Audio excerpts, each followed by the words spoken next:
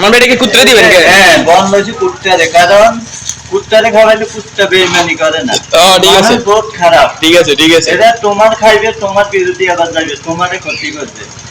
ঠিক আছে ভাই। কুত্তায় যে দেখো, এরা তুমি যদি একবার এদেরকে দোষ মানাও, এরা সব সময় তোমার পিছিয়ে থাকবে, কোনোদিন স্বার্থপরিতা করবে না, বেইমানি করবে না। কিন্তু মানুষ এরা মুনাফিক থেকেও খারাপ। আর এটা হলে তো সবসময় আপনার দোকানের সামনে আছে ভাই। এই কারণে আমি সবসময় দেখে খাওয়াই, কারণ এরা মানুষের, এরা বেইমান না।